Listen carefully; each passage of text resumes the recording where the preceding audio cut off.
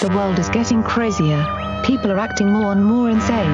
The end of the world is tomorrow. Tomorrow. There's only one thing to do when the world is falling apart. Listen to Basil and Gonz as they discuss this week's news and events through the lens of Bible prophecy.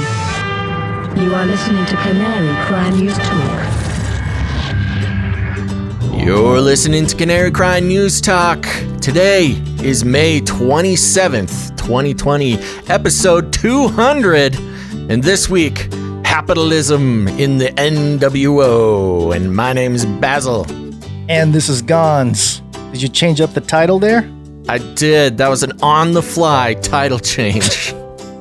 See, I didn't go with that specific title because it would give too much credit to the guy who came up with it. We'll get into it later, but anyway. Oh, well, Happy he's a creative slaves. guy. I know. I'm trying to bring the news, but evade and give too much credit to the order, to the global order. Okay. So, All right. I see. Fighting the good fight, Gonz. I know. I'm trying. Well, it's weird. This is, it's been a week since our last show. That's the longest we've gone for ever since, quarantine or social distance or whatever, house arrest, whatever you want to call it. This is the longest we've gone without doing a show, Gonz. How do you feel about that? I actually did feel kind of weird. I felt like I was missing out. I was missing out on the news and bringing the news and the chat and just everything. So glad to be back on episode 200. Yeah. So we apologize, everybody, that it's been so long since the last show, but, it's the Memorial Day weekend and you got to spend time with your family and all the things that go along with that. So I don't know. It was a good time. It was a nice little break, but I did miss it. I did miss doing the show. So we got to make sure not to go this long in between shows. Anything else interesting to report? I did go to the store. I went to like 5 different stores. I went to Pavilions, a Whole Foods, a Ralph's. Fancy. Where else? I ended up going to a Walmart and I think something else. I don't remember. I went to like 5 or 6 stores. Sold out. Yeast. I was going to make some bread for my sister's birthday. No you're yeast. Jumping on the bread making train, huh? I guess all the bread makers are hoarding the yeast because I got yelled at by the lady at Walmart. I was like, "Hey, can you help me find something?" And the lady was like, "What?" And I was like, "I was looking for some yeast. We have no yeast. It'll be in next week." And I was like, "Oh, yeah, okay, well, sorry." It was like a couple weeks ago. I started seeing stories about that, where suddenly flour and yeast were in a shortage, which is a weird thing for at least people our age here in America to experience, really a shortage of anything. But yeast and flour, was not expecting that. Yeah. Meat prices have blasted off too, I noticed. Yeah, yesterday. I know. Well, yesterday it started blasting off? No, I noticed it yesterday. Oh, you noticed it yesterday. I haven't bought meat in a while, but I went in yesterday I was trying to do a nice dinner, and there's like 30% premiums going on, at least in the store by my house. Wow. It was crazy. Yeah, you got to go straight to the farm. I know. Gotta get your own cow. Hi, Mr. Farmer. Can I have a cow, please? You had a story that you wanted to tell us. This is just something I wanted to talk about, and I couldn't really figure out where it fit in the show, so I figured I'll just start off with it. Okay. So when the whole house arrest thing started, I was so good, Gonz. I was working out every day. I was really taking care of myself, putting the time to good use, and then of course 2 months in, I must have been maybe a month in, it kind of. As workout plans go, they kind of disappear. Mm-hmm. And so I hadn't done anything, but 3 days ago, I started riding my bike. I started going on bike rides. Nice long one where I live. There's a river. I was riding down by the river. Beautiful. It's nice to get outside, but it's probably partially because of the weather warming up, partially because of I'm sure coronavirus and the economic issue, but the homeless population was out of control. It was Really? it was so, usually on that ride, it's down by the river. There's always a few tents, you will see maybe five tents throughout the whole ride. Let's call this maybe a 10-mile stretch along a river. And, you'll maybe see 20 homeless people throughout the whole thing. 3 days ago, I was out there. There must have been, I don't know, definitely over 100 tents. Wow. And they're getting creative out there. Big, huge structures built out of tarps and pallets and things like that. Really, just a impressive little collection, a little city getting constructed down by the river, and easily over 500 people. Wow. Homeless people. Yeah, it kind of was alarming. I was like, oh my gosh, this is really so sad that there's so many of these people down here. And then, so that was my first bike ride. The next day, I went, this was yesterday, I went down there. Same thing, a ton, kind of the same deal, a ton of, actually, in fact, some new tents probably sprouted up. But I saw people, they had fires, cooking fires, campfires, and some of them were just in public parks. There'd be a public park, grassy area with maybe 5 or 10 tents all set up, and they all had fires, cooking fires. Nice. And yeah, but yesterday on the ride, there apparently one of these fires got out of control, and there's a whole area where it looked like a bunch of tents had burned down. Oh, no. Which was sad to see, and it was really intense, and there's people kind of picking through the fire looking for stuff to salvage. And then today, I went on a bike ride earlier today, and instead of 500 homeless people, I maybe saw about 20, and this is a bike path. There were 3 cop cars parked along the bike path in varying intervals, and police on motorcycles riding on the bike path. So in the span of 3 days, I saw the rise and fall of civilization. The little homeless world that came and went. It was wild. That's crazy. Yeah, but it's also very sad. People are being affected by everything that's going on. Yeah.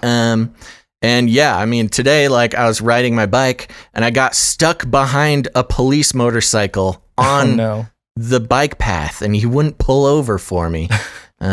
So anyways, that's my fun bike riding story. Well, at least trying to get the heart pumping again. Yeah. Well, that's good. I've lost some weight too in the last couple months. So that's a good thing, I guess. But, before we get into the Flippy update, I do have one quick update. 'Cause again, I didn't know where to put this in the episode. It is a sighting of one of the 4 horsemen. The 4 horsemen of the technopolis. Anytime you see the 4 horsemen, it's something special. And this clip, people have shared it around. It's Bill Gates talking about some genetically modified things injected into kids, into the vein. So here's the clip. And we're taking things that are, genetically modified organisms, and we're injecting them in little kids' arms. We just shoot them right into the vein. It's very cool.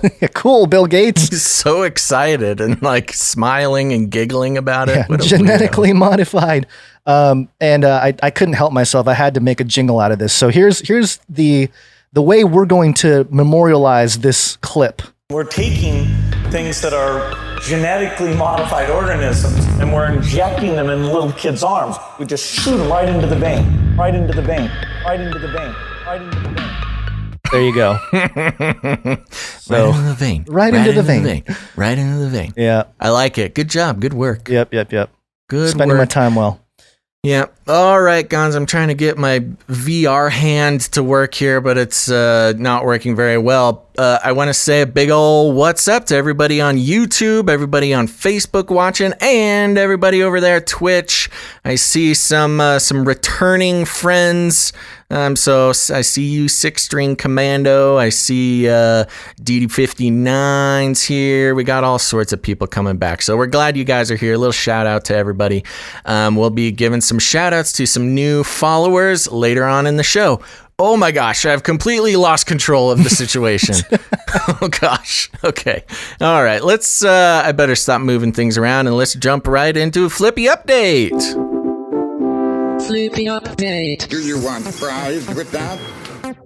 Okay, for those who don't know, we try to keep up on the emerging world of robotics and how they are very sneakily working their way into our everyday lives. What that means, you know, Flippy in particular, referring to the burger flipping robot. They're usually disembodied robot arms that are taking our jobs, enslaving our children, and flirting with our spouses. But you know, when we do 3 shows a day, we've surpassed. You've done every time you say that, you say a day. I keep saying that. I really hope we can do 3 shows a day. We do 3 shows a day. I don't know why people don't tune in to the other 2 shows.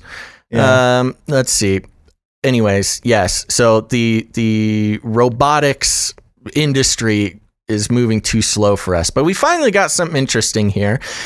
People were posting this, tagging me over at canarycry.community. So thank you guys. I think that was Gary, maybe. But it was Gary. Okay, thanks, Gary. I remember it off the top of my head. So thanks, Gary, over at the Canary Cry community. And for those who don't know, we have a Facebook group called Canary Cry Community, but we also have an off Facebook, our own little space on the internet called canarycry.community. Go check it out. Okay, so this is coming from technocracy.news, which is a fun little website, popped up a few years ago, just in time for this show. Well, it's run by Patrick Wood. Who, that's right, Patrick Wood. Yeah, good job, Age buddy. of Deceit 3, so there you go. Article titled, Robots Could Gain Artificial Eye That Sees Like Human. That's good. Like human. Like human. Scientists have developed an artificial eye that could provide vision for humanoid robots or even function as a bionic eye for visually impaired people in the future. Researchers from the Hong Kong University of Science and Technology built the electrochemical eye dubbed ECI to resemble the size and shape of a biological eye, but with vastly greater potential. The eye mimics the human iris and retina using a lens to focus light onto a dense arrays of light-sensitive nanowires. Information is then passed through the wires, which act like the brain's visual cortex to a computer for processing. During tests, the computer was able to recognize the letter E, I, and Y. Cool. When they were projected onto the lens.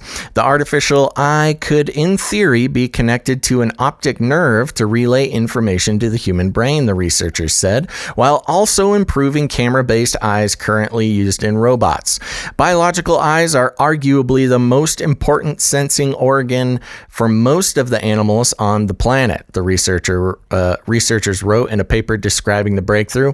Quote, mimicking human eyes, artificial vision systems are just as essential in autonomous technologies such as robotics.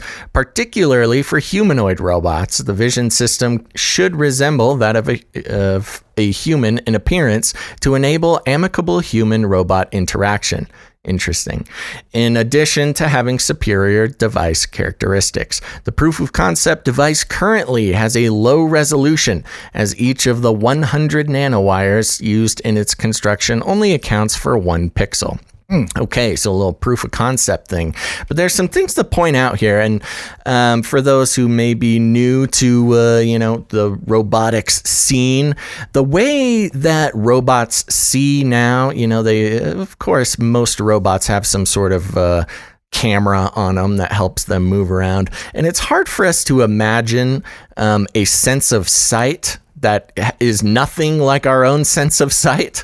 But basically, that's how everything runs now. I mean, we're able to get a camera feed from a robot, but that's really just taking the signals from and translating it into a way that we can see it. So this is a pretty interesting development, especially, and it says right here in the article, the vision system should resemble that of a human in appearance to enable amicable human-robot interaction. So more than anything, having a robot that has an eyeball that looks like a human eyeball is probably most important for, you know, making them a part of the family, Gons. You can't be looking into camera lenses, gazing into the sweet camera lens of your robot butler while you request for him to pick up the macaroni and cheese you spilled. Now you need a human-looking eye so you can feel guilt and love for your new robot friend. Yeah. The personhood conversation comes to mind with just the idea of, do we want to mimic, you know, the human image, the human, or just animals in general as well. And there's some people. Go ahead. One more step into that uncanny valley. You know? Well, there's some ethicists who suggest that we shouldn't use any kind of human form when we create robots, because it will create that connection, the empathy and all that kind of stuff based on the way things look, not so much the functioning behind it. So yeah, I mean, if you're going to make just like they're deconstructing the human brain, might as well deconstruct the human eye and, you know, stick one in the middle of the forehead of the robot. Yeah, no, well, that's the thing. I mean, when we talk about technocracy and what robots mean for us, and if there's hasn't been enough TV shows to scare us off of making humanoid robots that are, you know, going to overpower us and we have to fall in love with, you know, this is an especially interesting development as far as that goes. Yep. I think it's also a little creepy. It is definitely creepy. What are you going to do? You know what else is creepy is the New World Order. And Doublix Resistance in the chat is saying, look, the UN NWO website. Well, you're in luck, buddy. Oh, it's the New World Order. It's here. This has been making the rounds here. This is UNNWO.org. That's two N's, UNNWO.org. And here's the website if you're watching on screen. If not, I'll read through here. Let's take our planet back. And it's got the UN logo there. And in the About section, which was recently edited after a researcher named Spiro did a little report on it, the United Nations New World Order Project is a global, high-level initiative founded in 2008 to advance a new economic paradigm, a new political order, and more broadly, a new world order for humankind, which achieves the UN's global goals for sustainable development by 2030 and the happiness, well-being, and freedom of all life on Earth by 2050. New dates there, 2050. We had the 2045. I know, we got to keep pushing it out. I know. The 2030 agenda. The Agenda 21 was basically for the 21st century. And then we had the 2030 agenda, which gave a lot more specifics. And now we had, and then we reported on the 2045 thing from the Russian mogul, Dmitry Itskov, saying that we're going to become cybernetic, mind upload, whatever, by the year 2045. And then now 2050 actually is the year everybody's going to be happy, apparently. Initiatives, you got the happytalism, like instead of capitalism, we have happytalism. We have the UNIDO happiness, which is the United Nations International Day of Happiness. And the UN Global Goals, which is the Sustainable Development thing there. Did you have something to say on that? No, I just didn't want to breeze past happitalism. We'll get to it too quickly. We'll get to a little more. And it says here, advancing a new economic paradigm. Why do I keep saying economic paradigm? I don't know, man. We're rusty. I know it's been off for a week. Haven't been in the game for a while. Yeah. Yeah, and it's got a couple quotes here: making an impact, making people happy, smiling kids, the whole deal. And if you go into the About section here, which disappeared, there it is, the About section. Oh, no, 10 billion. Oh, where'd it go? I guess the names of the people disappeared here. Well, anyway, the people behind this is a guy, and I made a tweet on this, is a guy named Jamie Ilian, And so based on some research that people have done, and I did a little bit of digging myself because it looks fake. This website looks like it's not real. Like, are you kidding me? A UN New World Order website?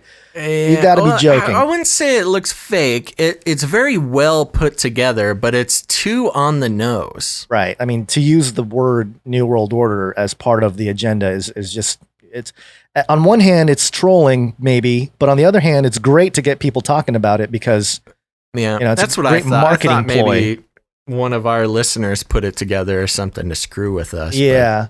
Well, a couple of the people behind it, Jamie Ilian, his name is listed on the official website of the United Nations. And the other guy, I believe, was somebody who, or it was the grandson, I think, of Nelson Mandela. So these people are involved in the United Nations very much so. So although this website may not be officially, officially have the stamp of approval from the United Nations directly, these members or the people that started it certainly do. And I do have a link to a video that I will put in the description section as well. Fact checked. Check is the United Nations New World Order website real? And again, it's done by a guy named Spiro. He did a very good job putting it together. He's an independent researcher and content creator for activistpost.com. And again, he did a great job. So we'll leave links there because a lot of the research is already done. Spiro did a good job with it. I did a little bit of vetting of his research. Obviously, you got to do a little bit yourself. So I went in there and looked at the PDF document right off the UN.org website. And sure enough, if you scroll down, you can find Jamie Ilian, I believe is the way you pronounce his name. Economist for Peace and Security right there on the list. So there you go. This is a legit project, if you will.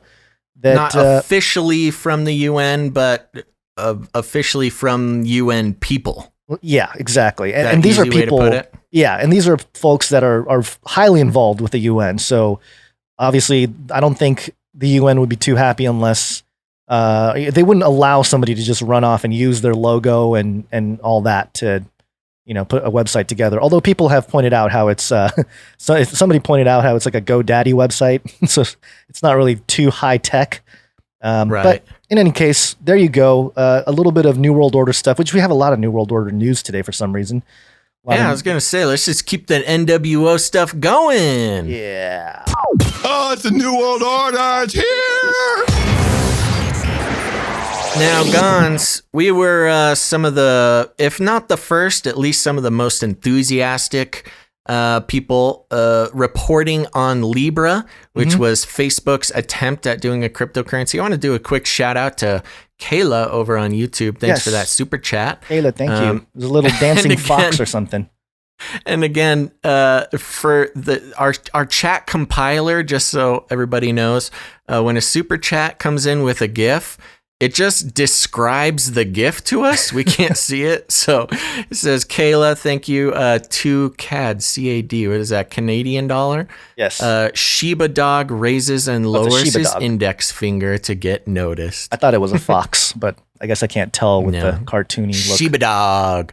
Okay, back to the NWO. This is, I'm reading from Forbes here. We're talking about Libra. This says the headline is Facebook changes Calibra to Novi. New digital wallet works on WhatsApp and Messenger. Okay, so Calibra being the sort of subsidiary that Facebook created to build Libra, their cryptocurrency they're famously trying to put out last year, which completely collapsed. They're not quite ready to let Mark Zuckerberg. It's still going to happen. Over. I mean the central banks. They're not quite ready to hand over all of their power to Mark Zuckerberg. Sure. So here we go. Facebook changes Calibra to Novi. New digital wallet works on WhatsApp and Messenger. Excuse me. I got the burps again, man. Facebook just announced today a rebranding of Calibra Digital Wallet to Novi that offers a new vision to make sending money around the world as easy as sending messages. Novi Financial will provide a new digital wallet where users will be able to access the wallet to send money on Facebook Messenger and WhatsApp, as well as in a standalone application. David Marcus, who originally was the head of Calibra and the Libra Association, will serve as head of Novi. He discussed his vision for access to the unbanked and instant transfers of money across the globe. Marcus is also on the board of the Libra Association, a separate entity from Facebook that is headquartered in Switzerland as a non-profit. As Calibra was designed to support a digital wallet for Libra, Marcus states, quote, "The first product Novi Financial will introduce is the Novi digital wallet designed for Libra, a new payment system which is built on innovative blockchain technology." Blockchain. The full name of the new subsidiary is Novi Financial, which is described as operating independently of Facebook with headquarters in Menlo Park, California. According to the blog post, Novi comes from the Latin words novus, new, and via, way. Whoa. New way. New way. That New is way, so bro. spooky. Jeez, these guys. The vision presented by Novi is a compelling one that captures the dream of many in the cryptocurrency and blockchain industry in supporting the unbanked. Moving on. I don't know many people in the cryptocurrency world too stoked about anything Facebook is doing, let alone Novi. Nobody wants you to do this, Facebook. Quote, "There will be no hidden charges to add, send, receive, or withdraw money, and your transfers will arrive instantly," states Marcus on the new digital wallet. You know why? You know, like Bitcoin? Well, no, there's a little bit of a fee. But you know why? It's because there's not going to be any fees because they're going to know all the data of like They're what you're selling the data. They're selling the data. They're like, hey, we're not going to charge you anything, no fees, but we'll know exactly what you're buying, where you're spending your money, you know, what things you like. Yes, it's all part of the Facebook data farming business plan. You know, if there's no fees, if something is free, that means you are the product. So keep that in mind, everybody. Well, and thank you for jumping right into that. There you go. So they're boasting that there'll be no, and I like how they call them hidden charges. It's kind of a like as if admission. that's yeah. Anyway, so no hidden charges, just the charges that you can see to add, send, and receive or withdraw money. So there you go. Yeah, it's a data farming operation, and not just data farming on like, your political leanings or your sexuality or your, all the info that they already get and sell when you use Facebook Messenger. But now it's every dollar you spend and send, and because it's cryptocurrency, it's complete record of what you do with your money. Now you might already say, well, I already used my credit card, so it's like already tracked and stuff. Yeah, and that is true, but cash is king, baby. I'll continue in the article here. Okay. The new way may be inspired. I can't believe they called it that. The new way may be inspired as much as what? The new way may be inspired as much as by the regulatory pressures faced early on as by the desire to recreate what the world considers money. Both Marcus and CEO Mark Zuckerberg faced enormous headwinds from U.S. and international regulators alike when Libra was first announced last year. Both endured congressional hearings last year on Facebook's Libra, as well as negative feedback from both the Secretary of the Treasury and the President of the United States on Libra. Since these hearings, Libra has repositioned its approach away from creating a global currency that many in Congress feared may threaten the US dollar.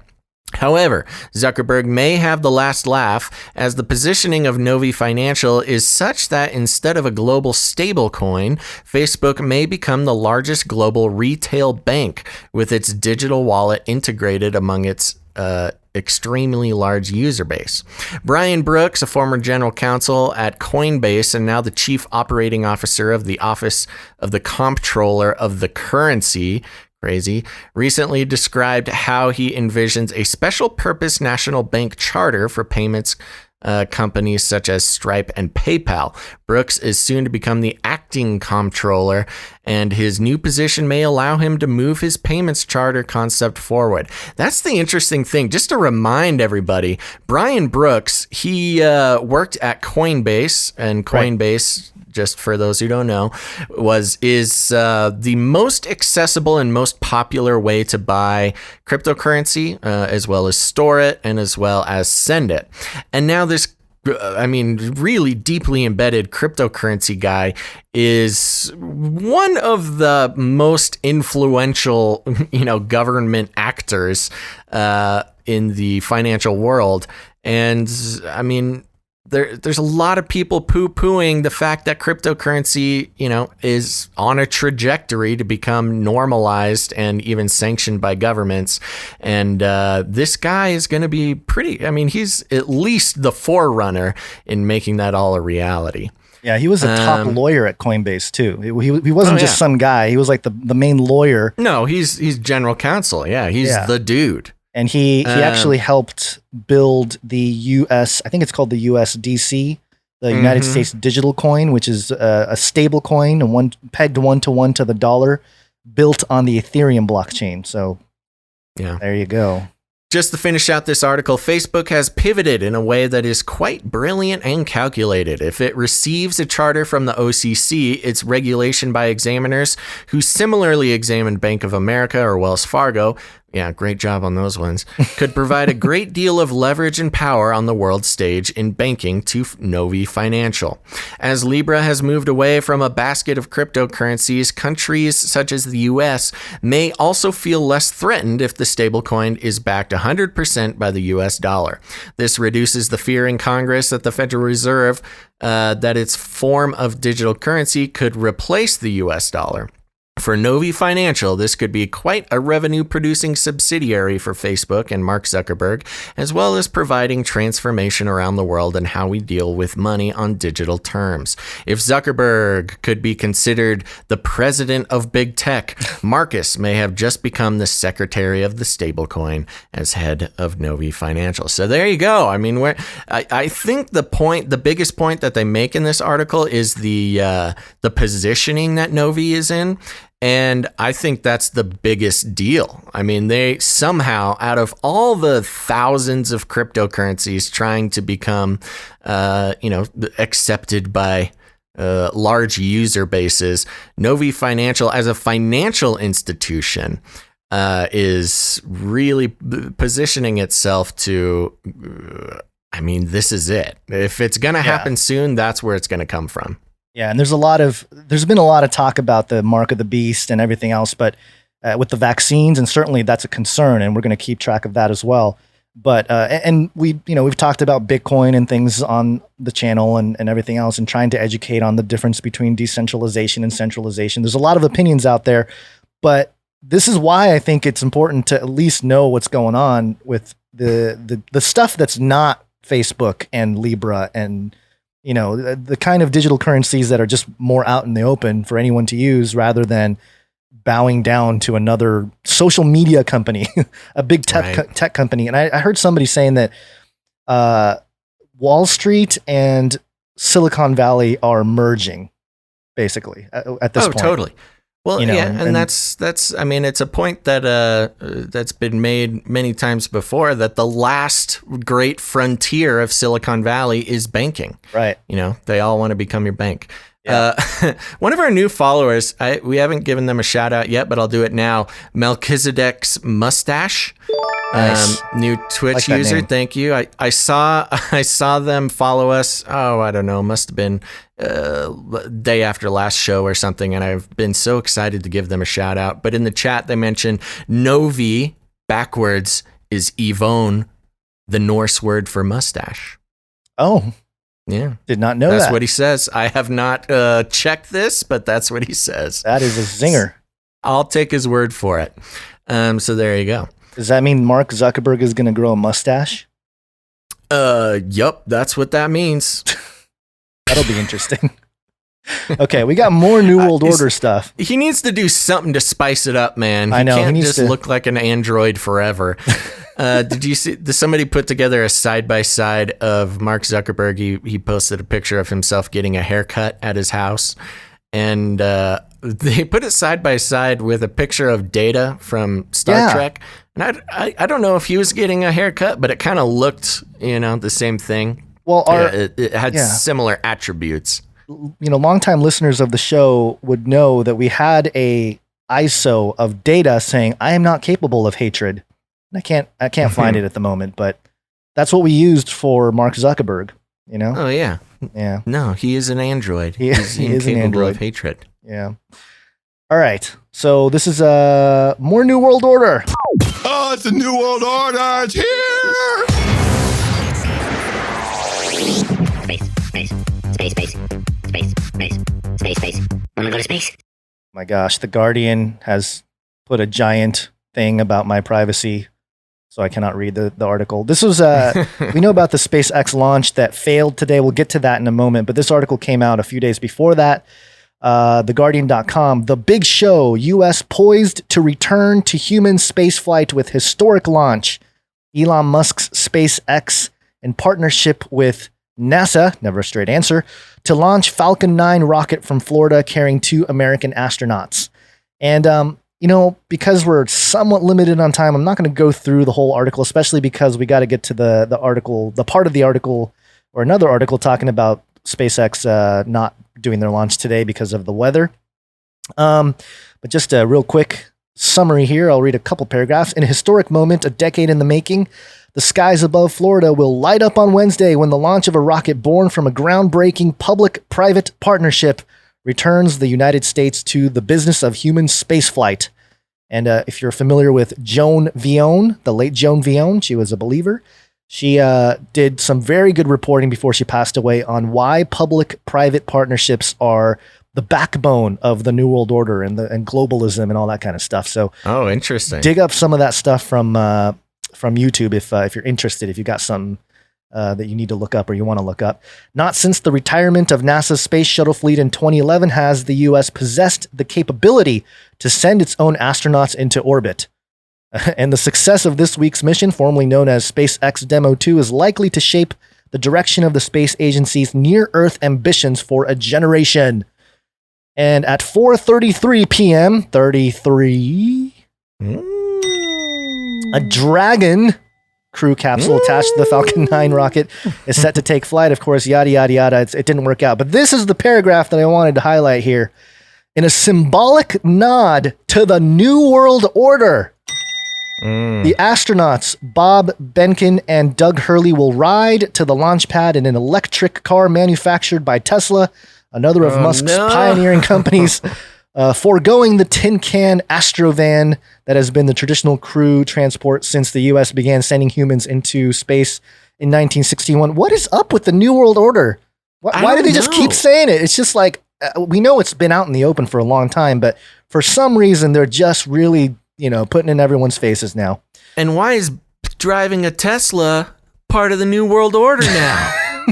I mean, I know it's all green and Tesla-y, and of course Elon is the descendants of, a long line of occultists. Occultists, yeah.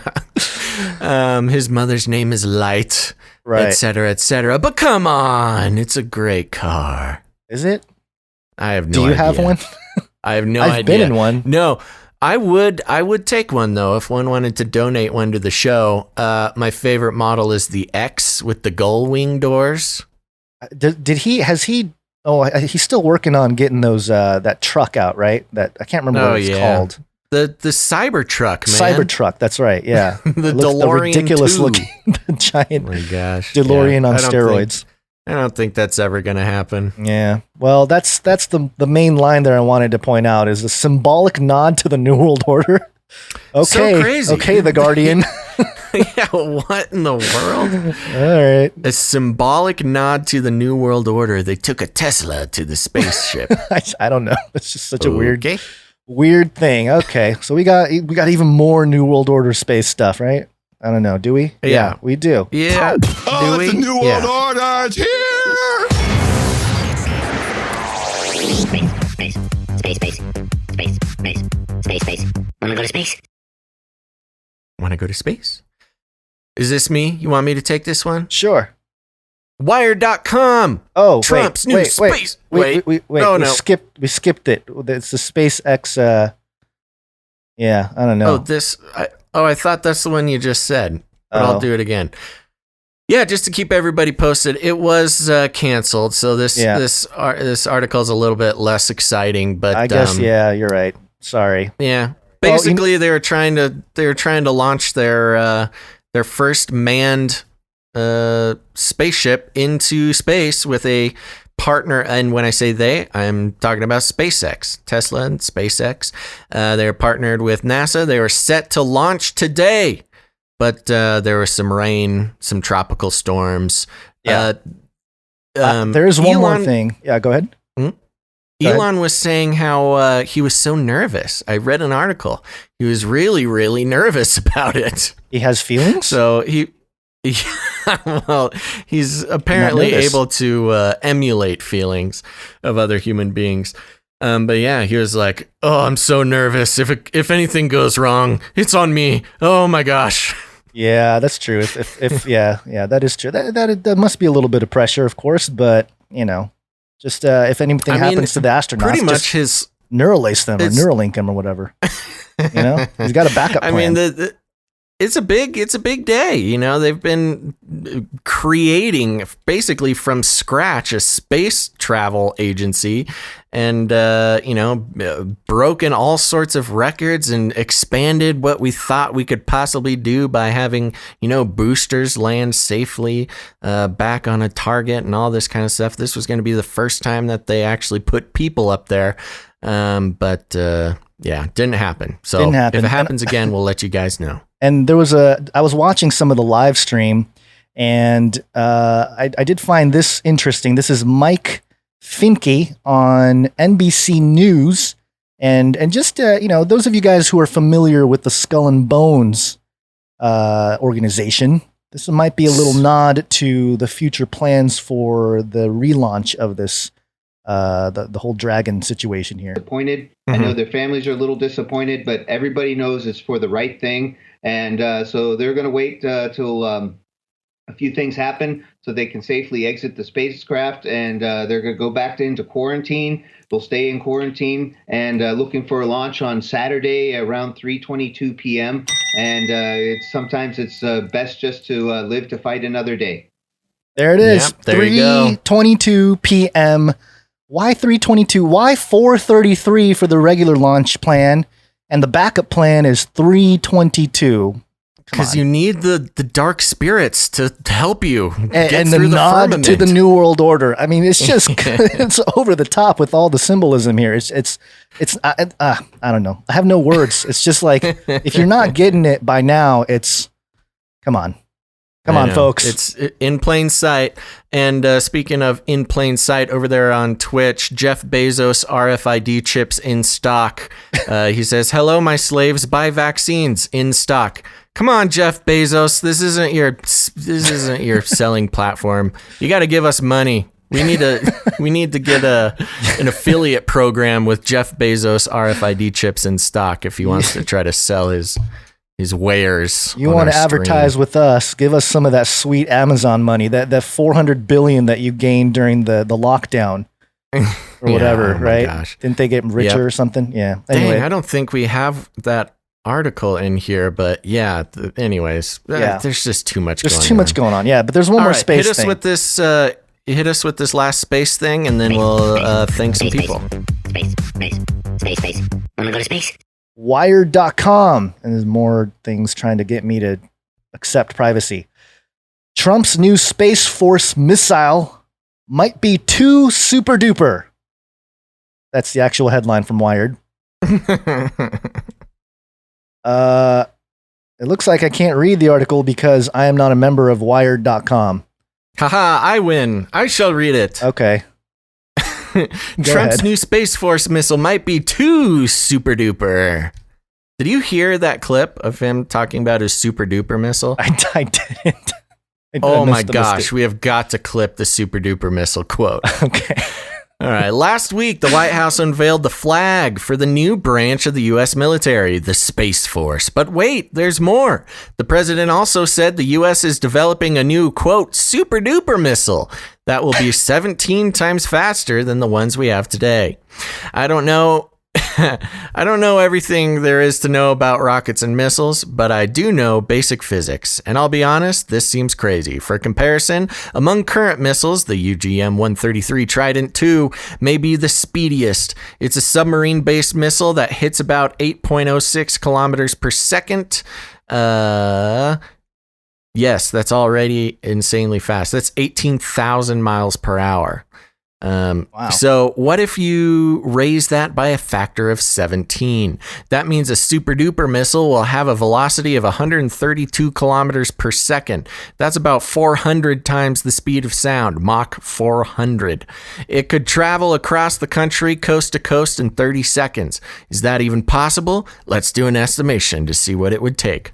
Reality check. No details were offered, but I assume we're talking about a ballistic missile here. Unlike a cruise missile, which is propelled by a jet engine over its entire flight, a ballistic missile uses a rocket engine to reach much higher speeds. But the rocket only burns for a few minutes. After the initial boost phase, it's basically an unpowered projectile, like a bullet, moving in an arc-like trajectory under the influence of gravity. Also, we can safely assume it travels at an altitude where there is very little air. I just don't think anything can go 137 kilometers per second in the atmosphere. The air drag forces would be too great. If you look at the missiles that clearly only travel in the atmosphere, the MIM-104 Patriot is the fastest with a speed of Mach 5. So if we want a super duper fast missile, it's going to have to be in space. Ooh. Actually, we really only need two things to model this new fast missile. The first is a better name. I'm not going to keep calling it the super duper missile. That's silly. See, I disagree with the author on this point here. I think super duper missile is the only thing that makes sense in today's world. Moving on. Instead, inspired by the Trident II, I'm going to call it the Zoom Spear 1. Oh gosh. Oh, what That's a funny so much guy. better. Zoom Spear. Sorry, I think that's so funny. Second, we need a mass. This is tougher than the name because most of the mass of a missile is in the fuel. If you want a missile to go faster, you need more fuel, which will increase the mass. On most rockets, the payload is just 2 to 5% of the total mass of the vehicle. That's called the payload fraction. We're learning some math here today, Gons.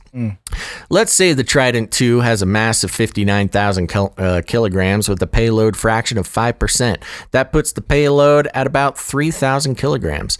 That might be high, but just stick with me. I don't know. Do we want to go through this guy's whole math we don't thing? have to. I don't think so either. But there you go. Long story short, we got a super duper missile and we got the Space Force logo that came out. And it looks kind of familiar, Gonzo. Yeah, pretty Star Trek-y. It looks almost exactly like the Star Trek logo. Yeah, could have done a little bit more, a little more creative with that. No. No. This is perfect. How silly would it be for them to try to make up a new Space Force logo when, Gene Roddenberry, also infamous occultist, had the perfect idea for it, back in the 60s or whenever he made the first Star Trek. And for those who don't know, he was one of the people that was with Uri Geller with the Council of Nine, channeling the Ennead, the 9 gods of Egypt. They were allegedly communicating with them. But one of the things I wanted to point out... So when I say infamous occultist, I don't mean he covered one eye once. Right. Or, in a photo or something, yeah. No, he was channeling spirits, gods of Egypt. Full on trying to channel the gods of Egypt. Yeah. I do want to point this scripture out just because I always love pointing this out. This was pointed out to me by the late Chuck Missler, who I know a lot of people love studying from.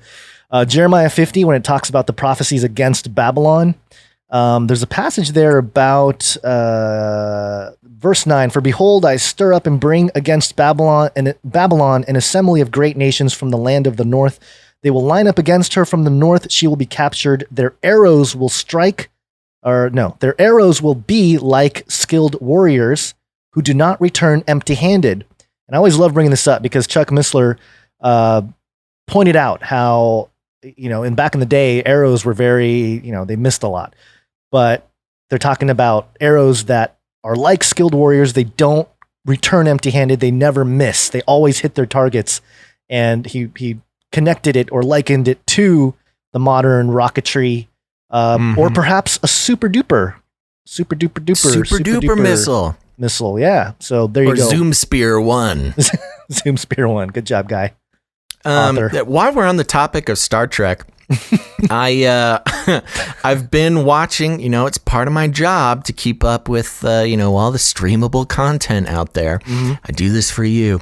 I've been watching Picard. Is that I've been watching Picard. Is that a documentary or something? No, it's the new Star Trek series reboot. It's called Picard? Yeah. Okay. Yeah, it's Picard in his old age, sort of going on new adventures. That's and fun. There's so much to say about this, but long story short, the entire series revolves around what they call synthetic life, which we would call, AI or something like that. It's all revolves around synthetic life, and the bad guys think synthetic life is bad and is going to bring on the apocalypse. Oh, and the good guys, Picard, thinks that synthetic life forms are just as good as humans and are better than humans and have a right to live, et cetera, et cetera, et cetera. Wow, so they're just straight up straight up making us the bad guys. Guns. We're the bad guys. We're the villains of Picard, basically. If you don't like saying. Flippy, you don't like Picard. Wow. Okay. Yeah, it's pretty heavy-handed. And I see some people talking about it in the chat. Oh, that's cool. Personally, some of the acting's falls a little flat, and it's much like the old Star Treks in that it's pretty corny. But they did a good job with it. But yeah, I'm constantly offended by Jean-Luc Picard and his love for synthetic life. Okay. I would be a Romulan, Gons. Oh, those horrible Romulans always trying to bring about the apocalypse. That's right. And with that, Gons, let's take a quick break and give some shout outs. What do you think? Sounds good. Give me some names. Okay.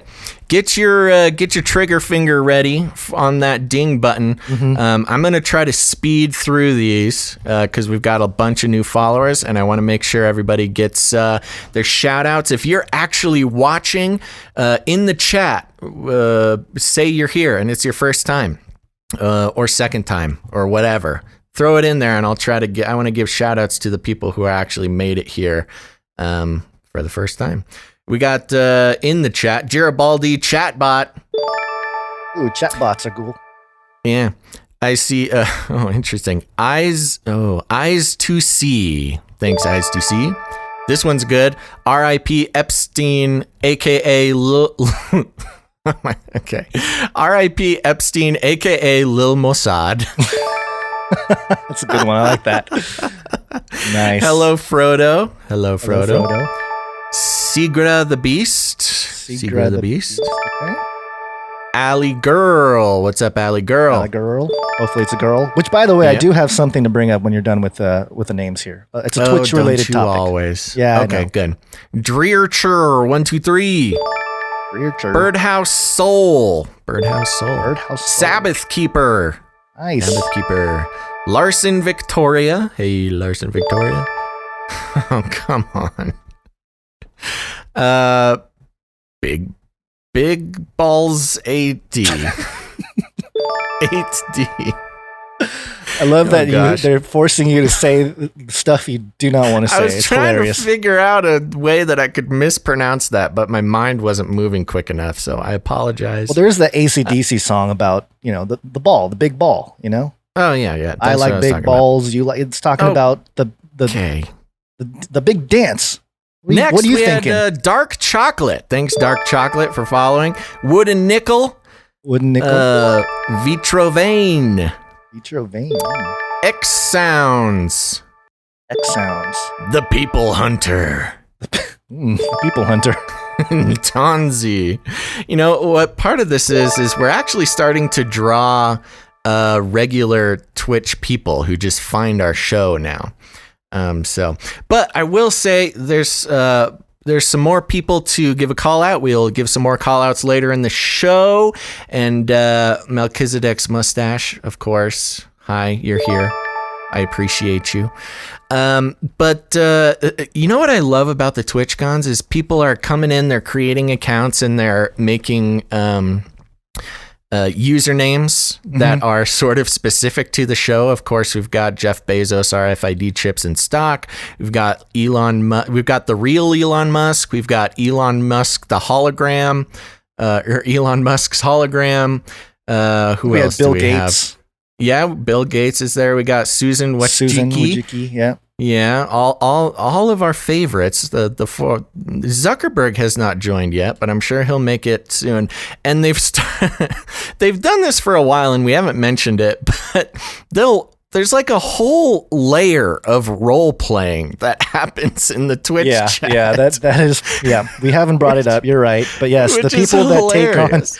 the people that come up with these names in Twitch certainly are in there. It's kind of like being at Disneyland, and then the characters are walking around and they walk up to you and you can't tell if they're acting. You got to or keep the magic alive. they're really Jeff recruiting Bezos RFID chips in stock is always trying to sell RFID you, chips, sell vaccines, and yeah. Flippy official, of course. Flippy's in there. Nice. Our resident disembodied arm. Yeah. Anyways, it's a really fun gang in there. So if you're listening to the show and you have not yet followed us on Twitch, I just want to remind you that following us on Twitch actually helps us out a ton. We are so close to hitting our goals to unlock some really fun tools and experiences that we can do through Twitch. For example, we can set it up so that listeners can actually play jingles on the show, which is super fun. Something I'm looking forward to working in there. But we have to get our average viewership up, and I see today that our Twitch users are being very active in trying to evangelize the YouTube viewers to come join the Twitch channel. And I support them in that because I think it's more fun to watch the show over on Twitch. And soon it's going to be even more fun. And we've only got a couple more shows until hopefully we hit that partner status, and that'll be very fun. So keep doing that. So anything you want to talk about? Yeah. what So do you got? here's my concern. Okay, so there's an I'm article gonna check that our came out. rankings. I'm gonna check our rankings on Twitch while we're talking. I made a little video about it on the Face Like the Sun YouTube channel. RT.com. The headline here is, "Oh dear, Twitch proves itself a joke after giving trans species female a spot on its safety advisory council." And Let just me for stop you everyone, right there. Okay, yeah. I had tons of people sending this to me. Yeah. Yes. So Twitch had sort of a user-based council of people who wanted to, just to kind of speak into what, policy and things like that. They don't actually work for Twitch or anything like that. They don't have any real power. They're just people that Twitch would talk to into how to make their platform better. And yes, there was a transgendered, trans species streamer who identifies as a deer. Yeah. And which, you know what? Whatever. There's a lot of ways to live, apparently. But they kind of the power went to their head really quickly and made a whole bunch of comments about how they're the most powerful person in the world, and how of course, racists and non-liberals and things like that should all beware, because she's coming for them. I'm going to say she, even though I think anyway. Said that most gamers are white supremacists. Is that? Yes. I don't even know how they came up with that. Is that in like the? It's delusional. Is how they came up with that. Okay. it's just I'm not glad, true. I'm glad you're going straight to the reality. Yeah, of the they went nuts. here. So, anyways, long story short, they have been reprimanded by Twitch, and I believe that they are off the. If they are not off it, they have been severely reprimanded and issued a formal apology. So don't worry, everybody. The deer lady won't get us. I don't think. The most common comment I got was, "Is it deer hunting season yet?" Oh, no. Yeah. You can't make threats like that. But I will say, I'm happy to say we are number 6 on the Twitch talk shows and podcasts list right now. All right. Good stuff. So there we go. We're getting up there. Let's get some more people over at twitch.tv/Canary Cry Radio. That's twitch.tv/Canary Cry Radio. Make a fun name. When you make your account, make sure to pick a name that, you got to pick a character from the show, That's what the real fans do. Yeah. Mark Zuckerberg is still available. Yeah. There's all sorts of characters still available. And we're number 6 right now. So let's try to get that up. Hey, some YouTube people, head on over to twitch.tv/Canary Cry Radio. Let's see if we can move up the rankings. Yeah. Okay. I think that's all we have. We'll do supporters later in the show, guys. Yep, we'll do that. And moving on here, this is a quick story that I wanted you to do, Basil. It's regarding blockchain. And again, why it's important to educate yourself on these issues. Oh, yeah. Okay. Yeah, this is great. I heard about this. This is from foxbusiness.com, and the article is titled "Teen Dubbed Baby Al Capone." I know. I kept reading it AI too, but it's Al Capone. Yeah. Baby Al Capone stole $23.8 million from cryptocurrency bigwig, lawsuit. Subtitle, lawsuit. The article a lot of reads, money. I know. How old is he? 15 or something? 15 when he started, yeah. A teenager at the center of a multi-million-dollar cryptocurrency scheme kept his alleged criminal habits under wraps to classmates and even family, as they assumed he was just a gamer who hit the jackpot with Bitcoin, according to court papers and a New York Post report. Oh, man. That's the dream. I wish I was just a gamer who hit the jackpot with Bitcoin. Ellis Pinsky was 15 when he allegedly began his scheme, through which he has stolen more than $100 million in cryptocurrency as the ringleader of what a federal lawsuit calls a sophisticated cybercrime spree, court papers show. But the teen's habits and mysterious wealth apparently never raised alarm bells at his high school or even at home in Westchester County. Quote, his best friend thought he was making money through trading Bitcoin and stock, an insider told the Post, under the condition of anonymity, later adding, quote, I think he told his parents that he made Bitcoin online through video games and got lucky. But Pinsky could only stay out of the spotlight for so long. Cryptocurrency bigwig Michael Turpin sued Pinsky, now 18, and several other unidentified people on May 7th, alleging the teenager bilked $23,808,125 from him and stole tens of millions from others who are not named in the complaint, court papers show. Quote, on the surface, Pinsky is an all-American boy, the son of privilege. He is active in extracurricular activities and lives a suburban life with a doting mother who is a prominent doctor, the lawsuit states. Despite their wholesome appearances, Pinsky and his other cohorts are in fact evil computer geniuses with sociopathic traits who heartlessly ruin their innocent victims' lives and gleefully boast of their multi-million-dollar heists. Wow. You can send me an email at basil.rosewater@gmail.com for any voice work you're looking for.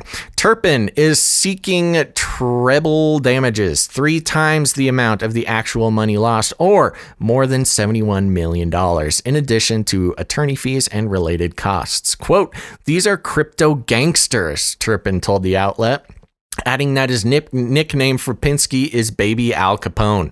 Pinsky's attorney, Noam Biale, emphasized to the Post that he was just a kid at the time. Quote, "It is deeply unfortunate that Mr. Turpin has chosen to bring a lawsuit full of smears and baseless allegations for no imaginable purpose other than spite." Well, I mean, $23 million. It's a lot of money to just, Maybe spite's in there too, but also 23 mil. Bial did not immediately respond to Fox Business's request seeking comment. Pinsky and his accomplices, the lawsuit alleges, hacked into victims' computers and their cryptocurrency accounts and stole the holdings, which they then laundered. In some cases, they would also allegedly steal personal information to get access to the accounts. Quote, "Look at Ellis's life, and there is no reason for him to do what he did," the insider told the Post. Quote, "He's a standout kid with a dark side." Ooh, bad boy. The lawsuit describes how Pinsky's text messages paint a picture of a wannabe master of the universe who thought himself invincible and boasted about his wealth. Quote, I'm well off. I'm good. I don't need extra money. I'm set for life," he allegedly wrote to one person. Okay. Wow. Good research. Groundbreaking reporting. Good research, Fox Business.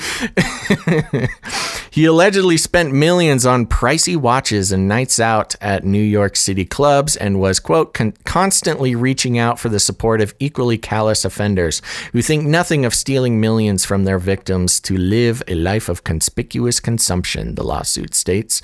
The foundation in Pinsky's scheme began to crack after an accomplice, Nicholas Truglia, was busted following a separate cryptocurrency theft from 2018, according to the suit.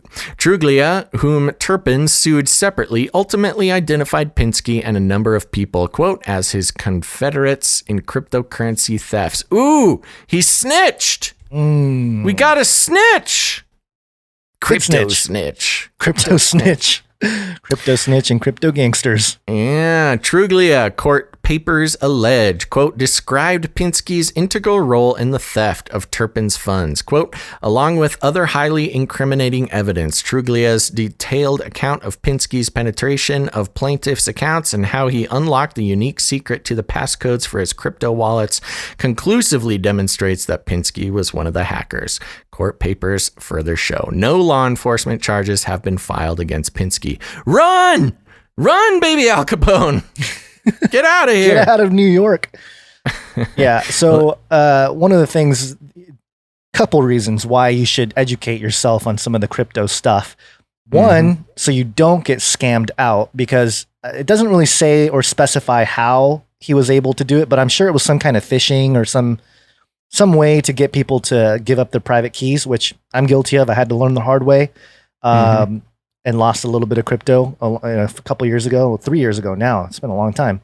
Have you ever talked about that? I think, yeah. I've made it public. The other thing is, if you have kids, especially if they're teenagers, and they start acting like everything's good, I just hit the jackpot with some Bitcoin, might want to check out what they're up to. You know, might want to. But they may also have hit. Well, there's no jackpots to be made on Bitcoin at Not this exactly exact Bitcoin, moment. But if you, and that's the thing, is that if whoever controls the keys to your wallet basically controls the money. So, yeah, I mean, it's kind of, I don't know. It's just one of those things where, as a parent, I want to know too. I'm guessing it's some kind of phishing. That's the only way I can really. Because otherwise, how would you, it was talking about I don't how know. It said he had some method for accessing passwords and stuff, right? Yeah. And personal information. So maybe unlocked he, the unique secret to the passcodes. Yeah. See, that sounds like Fox Business not knowing how cryptocurrencies work, doesn't it? Like, yeah, yeah. Now that I read it out loud again. plaintiff's accounts and how he unlocked the unique secret to the passcodes for his crypto wallets. He probably had some phishing scam. What do you mean the unique secret to the passcodes? What does that even mean? Like, what does that actually say? I don't know. Nothing. It doesn't say. That's what I'm saying. I don't think the author here knows exactly how crypto works either, and that's why the methodology of how this happened isn't really quite clearly described.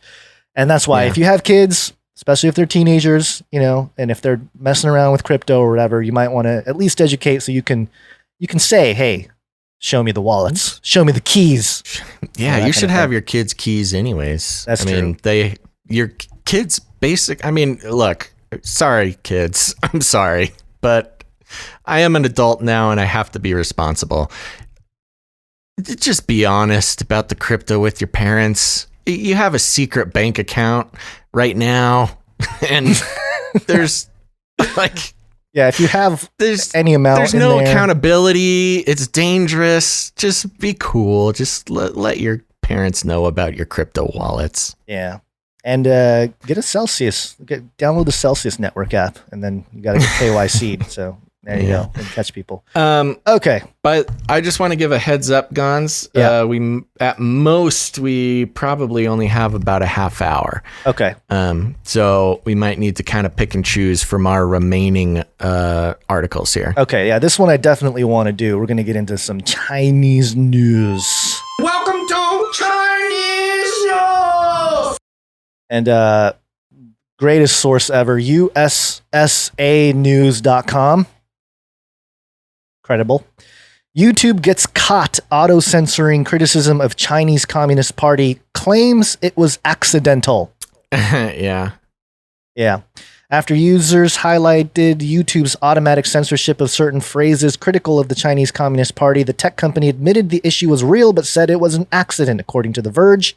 What's the issue? YouTube's automatic comment moderation filters were deleting some Chinese phrases that are derogatory towards the CCP, regardless of the context in which they were used.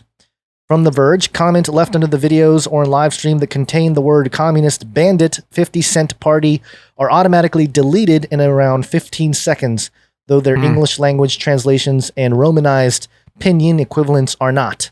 The term communist bandit is an insult that dates back to China's nationalist government, while 50 Cent Party, or Wu Mao, is a derogatory slang term for internet users paid to direct online discussion away from criticism of the CCP.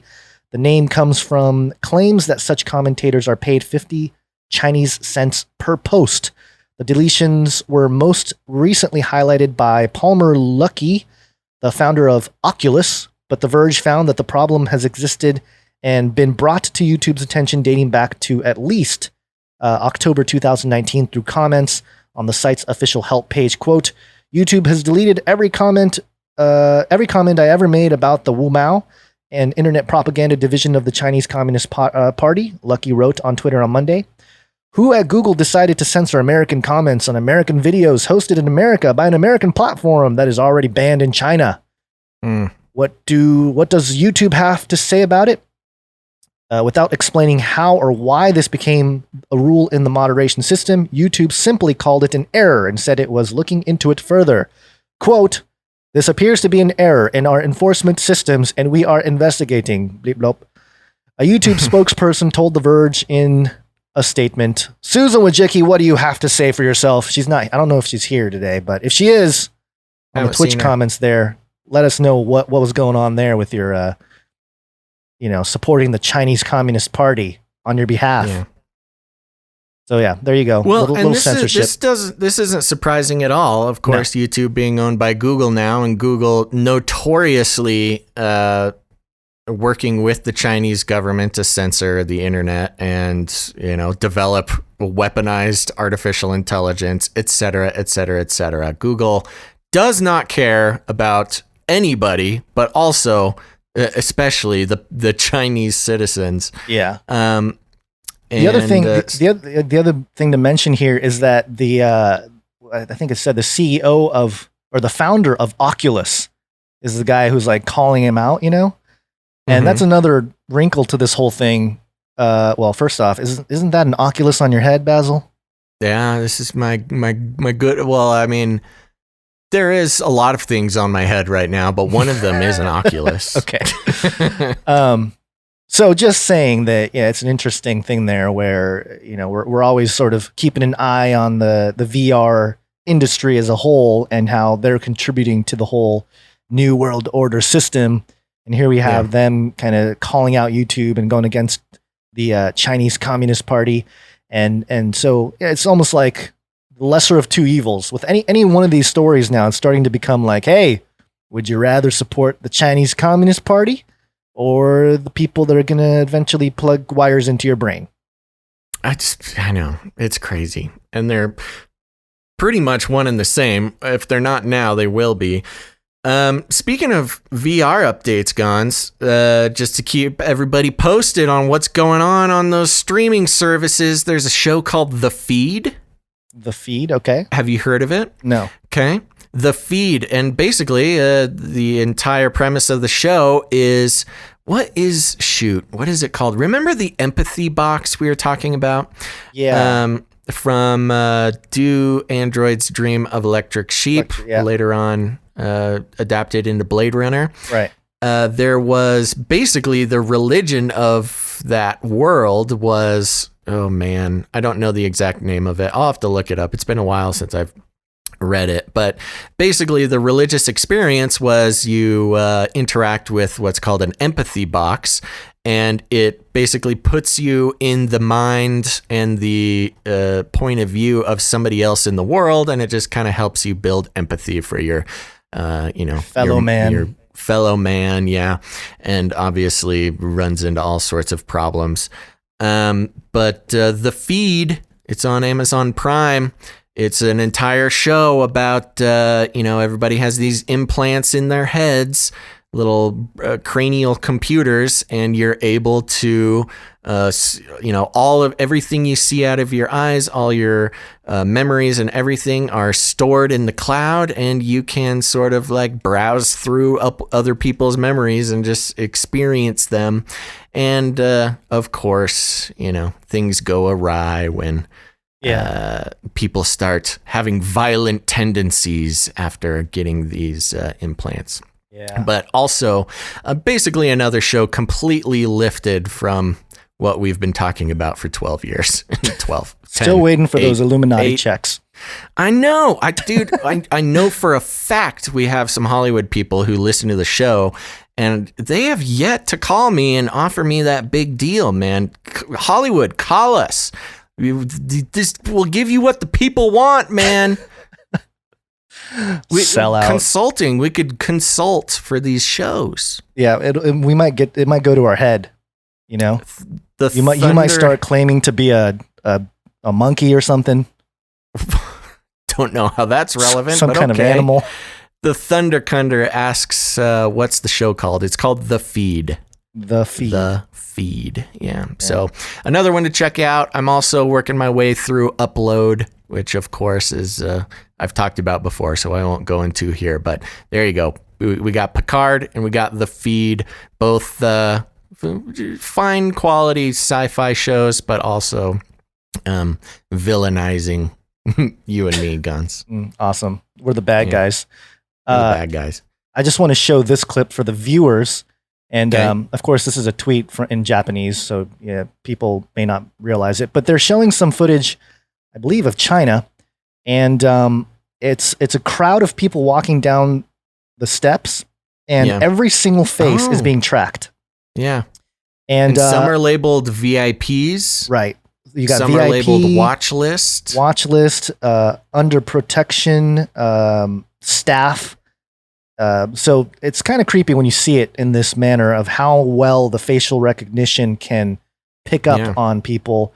And, I think it's really funny. There's one guy who's looks, white. I think he is white, walking amongst a crowd of Asians, and his face is clearly, called out and says watch list. So the racists over there too in the Chinese. Yeah, a lot of things happening over there. Some more protests, all sorts of stuff. The Hong Kong issue has not been settled. Yeah, do you want to cover that real quick?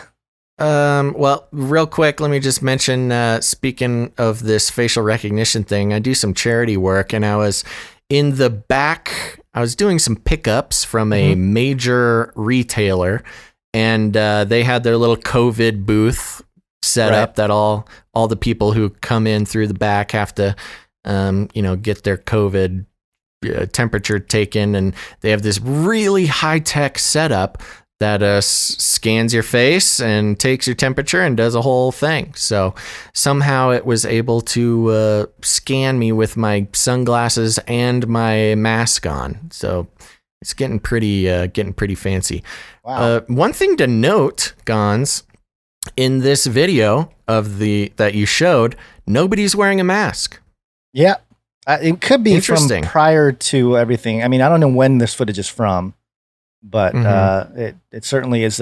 It's interesting because in Japan right now, especially, and I know this because my parents are Japanese and they're telling me, they started watching YouTube videos and like there's all these YouTube truthers in Japan. It's very, very fascinating.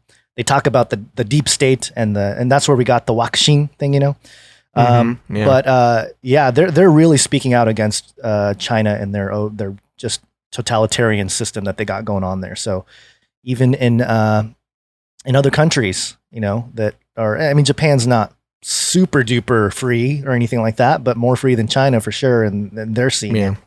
So it's just a very interesting thing. Japan's okay. Yeah, it's okay. They rank okay on the scale. Yeah. All right. We are coming up on 5:00 here, Gone. So let's give some supporter shout outs, and I'll shoot a couple more Twitch viewers some shout outs, and then we'll do a few more the articles and call it a night. What do you say?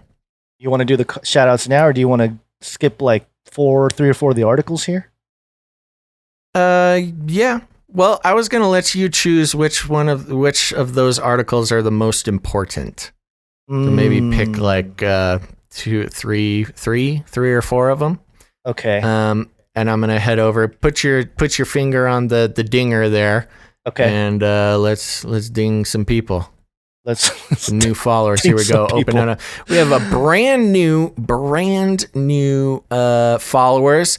We got Maxerd. Thank you for being here. We also got Twitch the Canary. Ooh, I like that. Yeah. Twitch the Canary. We got Electric AI or Electric Al. I can't really tell. It might be Electric Al. Intrepid Pace. Nice. Tiny Blowhino. We got some of these are hard to read. Paladin 1 DCS. We got Bossman Bobbert. I saw Bossman Bobbert in the chat today. What's up, buddy? Let's see here. Oh man, I can't remember which ones of these we've already done or not, but I'll just do a couple more. TX, I'll say maybe Texas Believer, soon a lever. Oops, sorry, a little early on the ding there, but Texas Believer, soon a lever. There you go. That's a good one. Bad Influence. Ooh, I don't know if I like that. We I like that Ruckus, name. Ruckus Among Us. Ruckus Among Us. And Bill and Melinda. Bill and Melinda. Yeah, we got clones. Bill and Melinda. We got clones. And Gons, what do you say we give a couple shout outs to our Patreon supporters while you get the PayPal people all set up? And I just want to remind everybody that we are a value for value proposition here.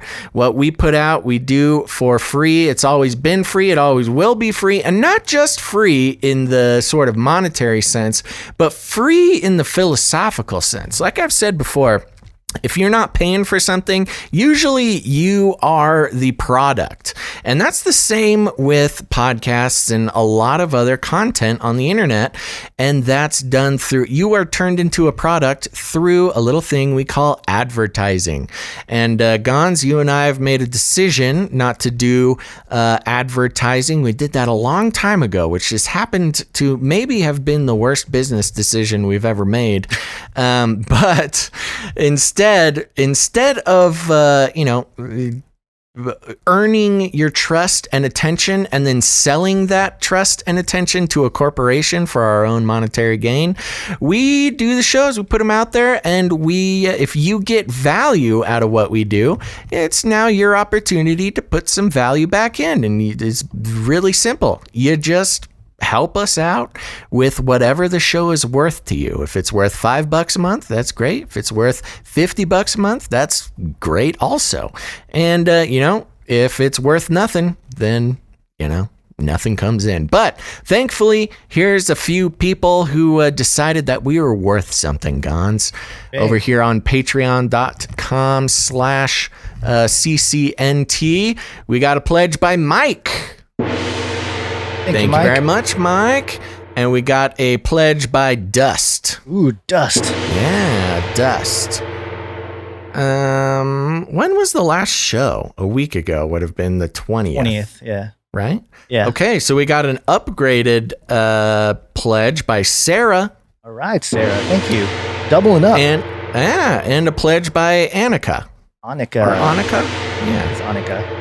There you go. Those are our new and upgrading Patreon supporters. We love the new supporters, and we love the upgrading supporters. It's hard enough to get somebody to pledge to support the show. It's even harder to get somebody to increase their pledge. So thank you very much, Sarah. That means a lot. You actually forgot Jan, who also 1.25x'd her support. Or 2.25. We did give Jan a shout out on the last show, but she deserves another one. So thanks, Jan. It's just a big supporter, We just thank Jan so much. We love Jan. Yeah. And then on PayPal, if you don't want to support us through Patreon, you can do that. There's been longtime supporters there. We really appreciate it on the Canary Cry Radio PayPal. And just want to give a few shout outs. Sarah. Thank you for your recurring support. Jacob. Natalie. Lance. And let's see, Joshua. I think he's a longtime supporter, but hey, give you a shout out anyway. Thank you, Joshua. Thanks, Joshua. And we also got one from Rachel. Rosalie. Whoa, these are all new? I think so. I don't think so. I didn't see all these new ones. Oh, maybe you're right. Maybe these are recurring, but it's okay. Yeah, hey, whatever. You gotta go by the email, man. I know. We gotta figure things out. Rosalie, thank you, Rosalie. And Kathleen. I'm gonna go ahead and just finish this out. These are not new supporters. There's only two more. Just relax. Relax over there. George or Jorge, I don't know. George. Thank you, George. And one more. Can you handle it? Basil? No. Can't handle it? Go. Arwen. Thank you, Arwen. Thanks, Arwen. Appreciate it. Arwen. And I'm not trying to not give people shout outs. I'm just saying we get so much flack already for talking about, supporting our families that, I just don't want to extend it. I don't want to extend the issues if people are going to yell at us for trying to feed our families and our cats. And we'll probably do something fun. Sky Scourge Broadcasting says, "Sorry guys, it's you or cigarettes." Well, I don't know how I feel about that, Sky Scourge.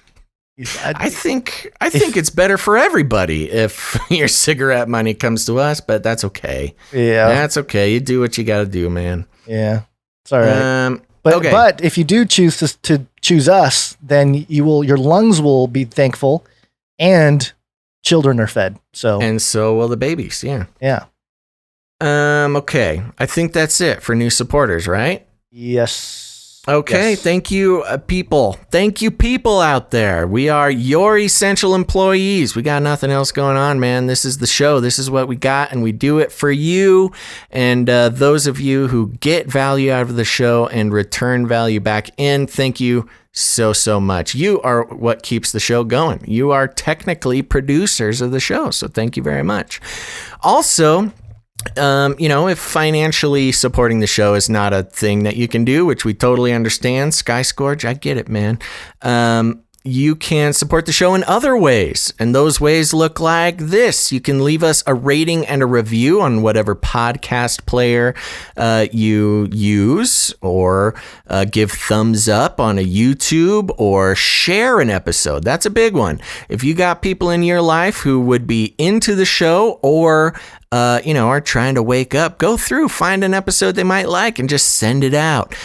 Post links to shows on your Twitter or your Facebook or things like that. That's always great. And if you are one of those fancy people who knows their way around a sound editing software, you can make us some jingles. We had a bunch of jingles come in after the last show, which we are very happy about. And that also technically makes you a producer of the show. So go ahead and make us some jingles. If there's something on the show, if there's a topic you want to make a jingle for, or a person, we could make some individual jingles for Elon and Mark and all our favorites. Go ahead and just go for it and send us those jingles at canarycryradio@gmail.com. You guys are the best. Am I forgetting anything, Gons? I don't think so. Let's try to get through some of this stuff. Okay. Hold on one second. We got time for a couple more, so pick your favorites. Yeah. So let me real quick. Let's just mention the Hong Kong thing. I won't go through the article, but basically Hong Kong is being attacked by the Chinese communist group there, and there's a lot of protests and stuff going on. And Reuters was reporting that Trump says U.S. to take action on China over Hong Kong this week, and hopefully he doesn't have to use his super duper missiles against China there. But it's a possibility. You got another one of these fire and fury threats type of things. Yeah, it never ends with the China. But also, we're gonna get into some COVID stuff to wrap it up here. COVID.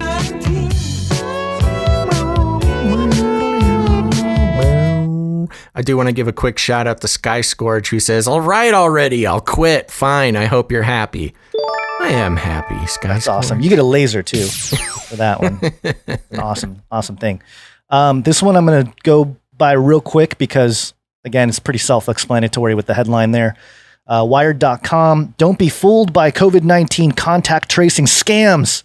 Fraudsters have found yet another way to take advantage of the pandemic. So don't get scammed by people trying to do the contact tracing. But also, Los Angeles Times lost your job. States and municipalities across the country are high.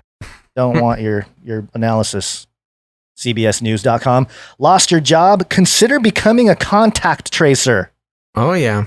Yeah. This is one of those it's one of those I tried to tell you moments, It's the snitches, man. We talked about this a couple episodes ago, but if you lost your job, you now can become a professional snitch. Yeah. The last one I want to do from my end, on the COVID-19 stuff is concerning the vaccine.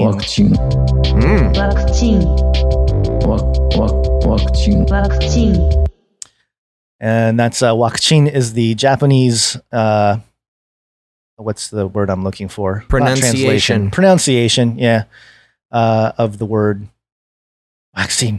Vaccine. MSN.com, coronavirus. AstraZeneca says it can deliver millions of doses of potential Oxford vaccine by September. And, I'll read this briefly here. A pharmaceutical company says it has secured orders for at least 400 million doses of an unproven COVID-19 vaccine that it will start delivering this year. 400 million. It's more than every American. That's too many. That's a lot. AstraZeneca announced on Thursday that it had, quote, concluded the first agreements to make the University of Oxford's potential coronavirus vaccine. The British-Swedish drug-making giant said earlier this week it had secured manufacturing capacity for 1 billion doses so far and will begin deliveries in September 2020. That's a lot of doses, 1 billion, for something that is an what was the word that they used? Why can't I find the word? Unproven vaccine. Yeah. But let's roll out 1 billion. And I actually did a little a little study there because I was looking at the AstraZeneca. I thought, Astra, that sounds kind of familiar. What is that from?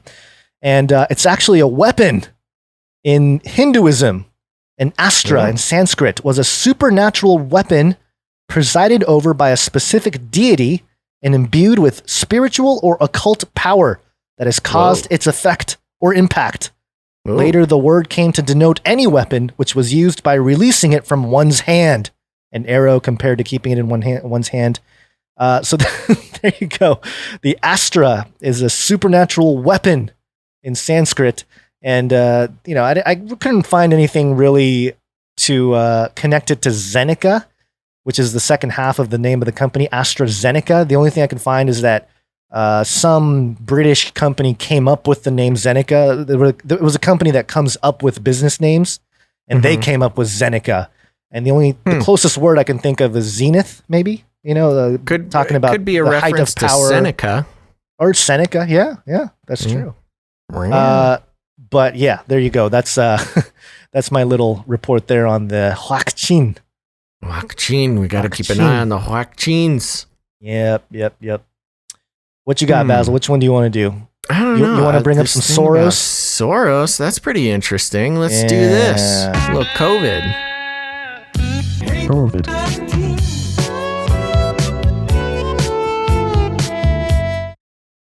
It's been a while since we've heard anything from or about Soros. So he's always working, though, with all his investments there. He's always on his hustle, man. RT.com. Soros says EU may not survive unless it props up sick man of Europe, Italy. Billionaire financier George Soros was warned that the preservation of the European Union is dependent upon the economic health of Italy and other states hit hard by coronavirus, adding that the current aid policies favor Germany. Always. The EU, otherwise known as the New German Empire. The Hungarian-American philanthropist argued that the bloc must issue perpetual bonds in order to raise money for to support countries that have suffered the most from COVID-19, singling out Italy as particularly vulnerable. In a transcript of a question and answer session distributed to the media, Soros also railed against the reluctance of better-off member states to work together to provide financial assistance for the bloc's most at-risk states. Quote, the relaxation of state aid rules which favor Germany has been particularly unfair to Italy, which was already the sick man of Europe and then the hardest hit by COVID-19. Soros, who gained notoriety and infamy in Europe after becoming a vocal proponent of the bloc's open door migrant policy, said that if action isn't taken now, the EU, quote, may not be able to survive the challenges it currently confronts. He insisted that his somber assessment was not just a theoretical possibility, but it may actually become the tragic reality. The billionaire's call to arms comes just one day after the European Commission approved a €9 billion umbrella scheme proposed by Rome to support the Italian economy. Although European states are slowly easing lockdown measures, there are growing fears that the economic consequences of paralyzing most commerce will have far-reaching long-term effects. No kidding. Judging by Soros's own pronouncements, the financier seems to view the deep economic crisis as a clear opportunity. Quote, we will not go back to where we were when the pandemic started, Soros told Project Syndicate. Everything else is up for grabs. I do not think anyone knows how capitalism will evolve. It's called capitalism. Soros, somebody needs to let him know that. The pandemic has revealed deep cracks in the bloc, with European states adopting a free-for-all attitude as COVID-19 swept across the continent. The lack of unity even compelled EU Commission President Ursula von der Leyen to apologize to Italy after Brussels ignored the country's pleas for aid. Wow, they're really just leaving Italy in the dust there, man. Well, the Vatican. Yeah. The Pope. Yeah, the Vatican. The Vatican. That's what I say. Space Pope reptilian. They got the reptilian there. They're fine.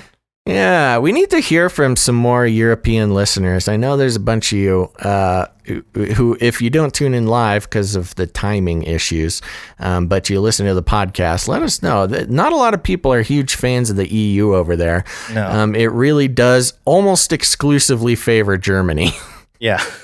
And, it's a very strange thing. Of course, you know what I haven't heard about recently was Brexit. What's going on with Brexit? I don't know. All right. Yeah. All right. By the way, just to tie it back to the beginning of the show with your workout regime, you are defying the Soros mandate and the Soros prediction, because there's a story that came out back in March that Soros went in big on this company called Peloton, which is an indoor cycling, like indoor cycling station type of product. Right. And so he knew that everyone's going to be sitting at home in the quarantine back when, and he invested early on in these home exercise machines. So there you go. Good job, Basil. Were you aware of all the Peloton hubbub? Man, it seems so quaint and innocent now. This was back late 2019. I remember hearing stuff. Yeah. Do you remember it? Did you see the ad? I don't remember the exact. No, I don't remember the exact thing, but I remember people talking about Peloton. So what was it? Yeah. They made a commercial where it was basically a husband gave his wife an exercise bike. Oh. And, she was striving to be in perfect shape for her husband. Oh, which, wow. The feminists, of course, were not a fan of. I mean, it was a bad commercial overall, but they got a lot of heat for that one. They had to spend that Soros money for, I'm sure he was like, make a commercial, I don't see what the problem is. Sell to wife. Yeah. So... Yeah. All right. Well, Guns, I know that the most exciting part of the show everybody is waiting for. Are you ready for the Nephilim update?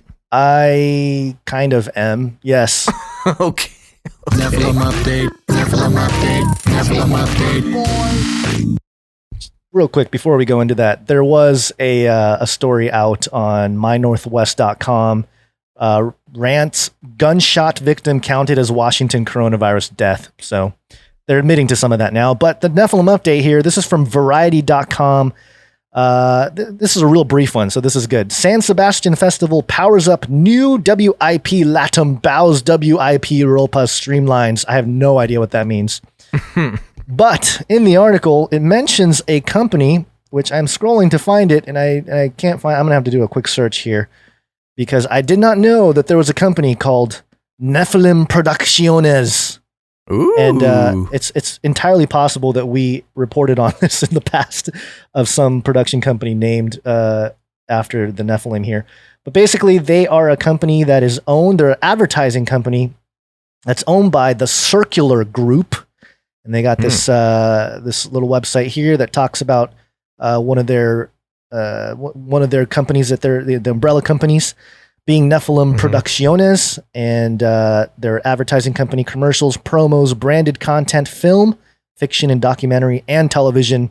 So over there in Spain, if you're if you're into the Spanish production of documentaries and fictions and promotions, you may have been watching something produced by Nephilim Producciones. Nephilim update. I love Nephilim update. Nephilim update. I love the idea of some Nephilim who are here on Earth, sent to do their master's bidding, and they just decide to start a production company and make some documentaries. How do we get the message out? Oh, let's make film in Spain. Okay, what do we name the company? Humans. Nephilim Producciones. I don't know. We're not the most creative of beings. There is nothing guys. new Well, under you the good? sun. I'm sorry to have to cut it off. Yeah, no, but I'm good. I'm good. We're good. Scoot. I got to scoot. Yep. Get on All right, outta here. everybody. Thank you, guys. Here's the thing. Remember, you can go to patreon.com/CCNT to support the show. You can also go to canarycryradio.com/support. Yes, you can. Canary canarycryradio.com/support. That's right. You know, we get some people are not fans of the Patreon, and that's totally cool. But if you go to canarycryradio.com/support, there's a bunch of other fun ways to support the show financially. We got PayPal, we got recurring donations, one-time donations, even cryptocurrency, all sorts of fun stuff. Make sure to check it out. Also, I want to let people know, we haven't mentioned it in a while, except for at the beginning of the show, which is we have our own off Facebook community that you can join to find other people just like you, listeners of the show, free thinkers, fringy folk. You got to connect with them, and the best place to do that is at canarycry.community. It's a real URL. Type it in, go there, make an account, join up, and say hey to other listeners just like you. It's away from the cold, grasping clutches of the lizard people over at Facebook. So there's no data mining going on. There's no nothing. But what there is a bunch of great people just like you. There's topics on pretty much everything fringy that we talk about here on the show, but there's also kind of regular topics going on. It's a great place. It's not just crazy conspiracy theory stuff.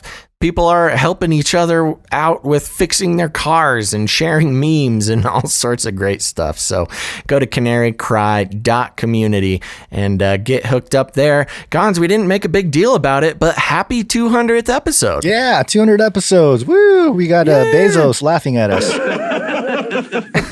He's happy for us too. This 3 shows a week thing really sped up that process. I think we were at 148 once when quarantine started, when we first got put on house arrest. I think so, and something like that. Here we are, pretty impressive. Yeah, we're impressed with ourselves. We're impressed with ourselves, everybody. And we're impressed with you folk who come and watch. I mean, we would have stopped doing this a long time ago. Not the whole show, but the live stuff. If it weren't for you folks who come and watch the show live, so thank you very much. Thank you to our new Twitch followers, of which I've already shouted out most of you, but there is a brand new follower I want to give a big shout out to, Busan Cheese. Thank you, Busan Cheese. All right. I think that's good. Am I forgetting anything, Gons? I think we're good. All right, everybody. Thanks for listening. Now, here's the thing. Y'all got friends, you got family, you got followers, you got followees that are still getting all their news from the mainstream or, God forbid, their Facebook wall. And here's what you got to do. Step 1, you walk right up to them. Step 2, you grab them by the cage. And step 3, you got to shake it. The end of the world occurred pretty much as we had predicted. I want to shake things up, stir up some controversy, rattle a few cages. Hey, stop that! You'll never silence me. I'm the last angry man, a crusader for the little guy. Leave the bird alone. Never. Rattle a few cages. Rattle a few cages. The human race will have every opportunity to improve. And if they don't? Ask Noah. That's right. You got to let them know where to go. Remember, we're streaming live on Mondays, Wednesdays, and Fridays until we don't. But you can find us here 3 times a week. And remember, we don't just live stream. We also have a few podcast feeds. So if you want to listen to any of the other 200 episodes that we've done, just search for Canary Cry News Talk. You can also check out our other show, Canary Cry Radio. 2 different shows, but you're going to want to listen to both of them. You can find them on any podcast catcher. So make sure to do that. And remember to leave a rating and review. Okay, everybody, that's all we got for this episode of Canary Cry News Talk. Make sure to tune in next time. But until then, think outside the cage.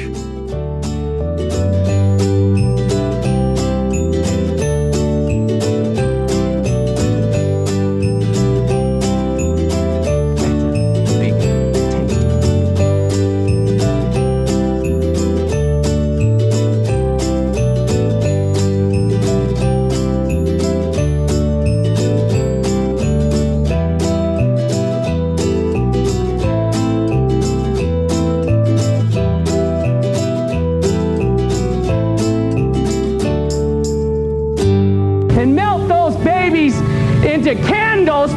I want to shake things up, shake things up. I want to shake things up, shake things up. Leave the bird alone. I want to stir up some controversy. I want to rattle a few cages. I want to rattle a few cages. I'm the last angry man. You'll never silence me. I'm the last angry man. I'm the last angry man. You'll never silence me. I'm the last angry man. A crusader for the little guy. Little guy. Little guy. Well, we'll see about that. Whatever, Illuminati.